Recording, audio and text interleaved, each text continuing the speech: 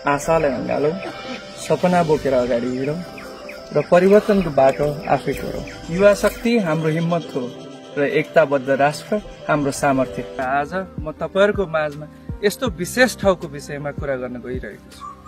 यो सुन्दर पानीटारको चिया बगान झापाबाट 53 किलोमिटर र इलाम सदरमुकामबाट 21 किलोमिटर मात्र छ र यहाँसम्म आइपुग्नको लागि सडक यातायात पनि सहजै गर्न सकिन्छ। साह्रै आनन्दको मौसम र यो रमणीय दृश्य हेर्नको लागि पर्यटकहरूको पनि यहाँ घुइँचो लाग्ने गरेको छ।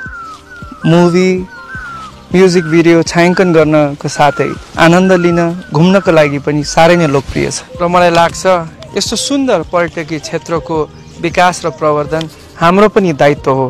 त्यही कारणले गर्दाखेरि यस रमणीय दृश्यहरूलाई हेर्नको लागि तपाईहरु पक्कै आउनुपर्छ भन्ने मलाई लाग्छ।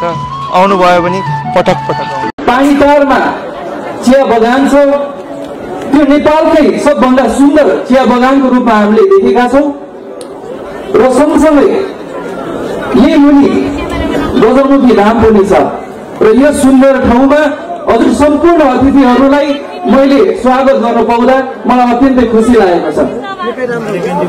आज यहाँ उपस्थित भइरहँदाखेरि मेरो दिमागमा पनि एउटै दिन घुमेछ। म घर दैलोको कार्यक्रमहरू गरिरहे मैले हजुरहरू जस्तो हामीलाई माया गर्ने, हामीलाई सधैँ साथ सहयोग गर्ने अरू अग्रजहरू, मेरो अभिभावकहरू, दाजुभाइ दिदीबहिनीहरूलाई मैले भेटिरहे। यस सिलसिलामा यस्तै सभामा बुवाको हात समाएर अगाडि हिँडिरहेको मैले सम्झना गरेको छु।